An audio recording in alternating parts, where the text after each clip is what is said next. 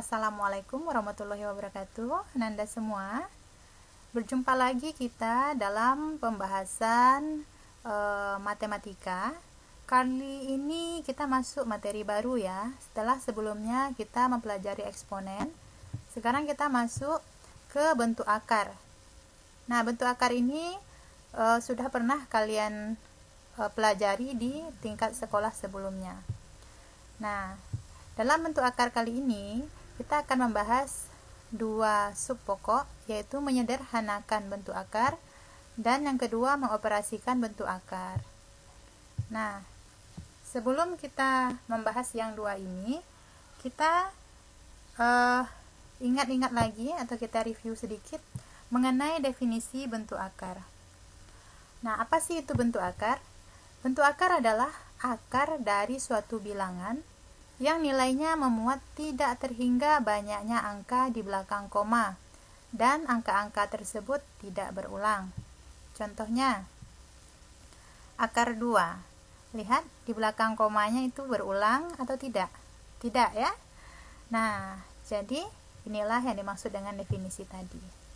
Kemudian akar 3. Ananda lihat di belakang koma juga tidak berulang angka-angkanya. Nah, bagaimana dengan bentuk akar 1, akar 4, dan akar 9? Atau bisa juga kita ambil akar 16, akar 25, dan seterusnya. Nah, Ananda perhatikan. Yang ini yang Ibu tulis di sini yaitu akar 1, akar 4, akar 9, atau boleh juga akar 25, akar 16. Ini tidak disebut sebagai bentuk akar. Nah, kenapa loh? Kan penulisannya pakai akar, Bu. Kenapa tidak disebut bentuk akar? Nah, kembali lagi kita ke definisi bentuk akar tadi.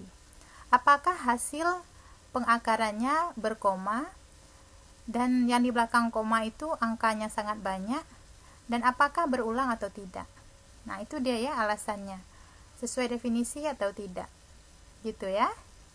Paham kan Ananda? Kenapa akar 1, akar 4, akar 9, akar 16, akar 25, dan seterusnya bukan disebut sebagai bentuk akar.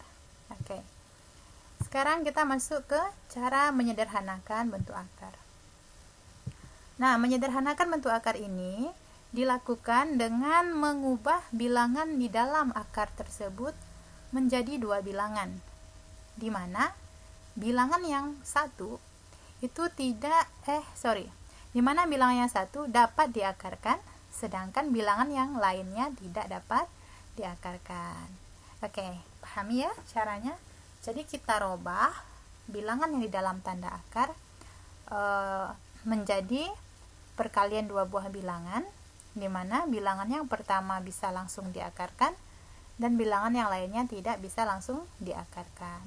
Apa sih maksudnya ini, Bu? Nah, ini dia, Ibu kasih contoh. Akar 32. Gak ada kan hasil dari akar 32? Yang ada akar 36. Nah, jadi kita harus sederhanakan. Nah, bagaimana caranya? Nanti kita akan bahas ya. Dan kemudian ada contoh kedua, akar 125. Kemudian ada lagi akar pangkat 3 dari 81. Nah, Ibu kasih contohnya 3 ini saja ya. Nah, kita bahas dulu yang pertama. Akar 32.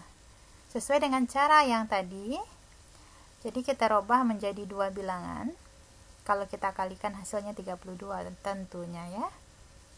Dimana bilangan yang pertama bisa langsung diakarkan dan yang satunya tidak bisa langsung diakarkan. Maka kita pilihlah 16 kali 2. Nah, kenapa kok 16 kali 2? Kan ada, Bu, pasangan bilangan yang lain yang kalau kita kalikan hasilnya juga 32. Contohnya 8 kali 4. Nah, kenapa kok kita nggak pilih itu? Nah, apa alasannya Nanda? Karena kalau kita pilih 8 kali 4, akar dari 8 kita harus sederhanakan lagi. Jadi berulang-ulang kerja kita ya.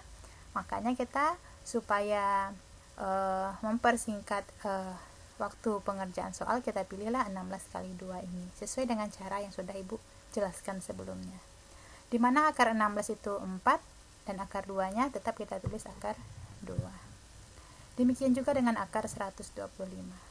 Kita robah menjadi 25 kali 5, akar 25 itu 5, akar 5-nya tetap kita tulis seperti itu. Nah, sekarang bagaimana kalau akar pangkat 3 dari 81? Sama caranya. Jadi kita cari bilangan yang bisa dicari akar pangkat 3-nya. Nah, terpilihlah di sini 27, ya kan? 27 dikali 3 kan 81. Nah, kemudian kita sederhanakan. Akar pangkat 3 dari 27 itu adalah 3. Kenapa 3, Bu? Ingat lagi pelajaran SMP. Nah, oke ya. SMP atau SD dulu belajar ini. Pertama kali kalian kenal. Jadi jangan dilupakan pelajaran-pelajaran sebelumnya ya. Sehingga didapatlah ini dia jawabannya. 3 akar pangkat 3 dari 3. Oke, paham ya Nanda? Nah, sekarang kita masuk ke cara mengoperasikan bentuk akar. Nah, apa itu mengoperasikan bentuk akar, Bu? Mengoperasikan bentuk akar itu artinya kita menjumlahkan atau mengurangkan, mengalihkan, dan membagi bentuk akar. Nah, khusus untuk pembagian bentuk akar, biasanya orang menyebutnya juga dengan istilah merasionalkan bentuk akar. Nah, apa itu merasionalkan bentuk akar? Nanti kita akan bahas ya. Oke, ini dia. Kita masuk bagian yang penjumlahan dan pengurangan bentuk akar. Ibu gabung karena caranya sama. Nah, jadi kalau kita ingin menjumlahkan atau kita ingin mengurangkan bentuk akar, harus memperhatikan syarat ini, yaitu bentuk akarnya harus sejenis. Apa itu sejenis? Sama persis angka yang di dalam tanda akarnya. Nah, nanti akan Ibu kasih contoh. Jadi, dalam penjumlahan dan pengurangan bentuk akar ini berlaku sifat ini ya Nanda. Apabila ada A akar C ditambah B akar C, lihat sama-sama akar C, jadi dia udah sejenis. Maka yang di luar tanda akar kita tambahkan. Yang di dalam akarnya jangan ditambahkan pula, jadi cukup ditulis sekali saja. Demikian juga untuk pengurangan ya. Nah, ini contohnya. 4 akar 3 ditambah 5 akar 3. Jadi 4 tambah 5, 9. Akar 3 yang ditulis sekali saja, karena dia udah sejenis. Demikian juga dengan ini. 7 akar 2 dikurang 5 akar 2. Karena udah sejenis, kita kurangkan yang di luar akar saja. Dapatlah jawabannya 2 akar 2. Oke, lanjut ke perkalian bentuk akar. Nah, ini dia. Dalam perkalian bentuk akar ini, tidak ada lagi syarat-syarat seperti tadi.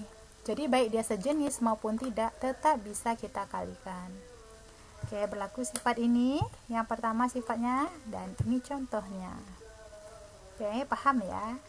Ini mudah sekali. Kemudian juga berlaku sifat seperti ini.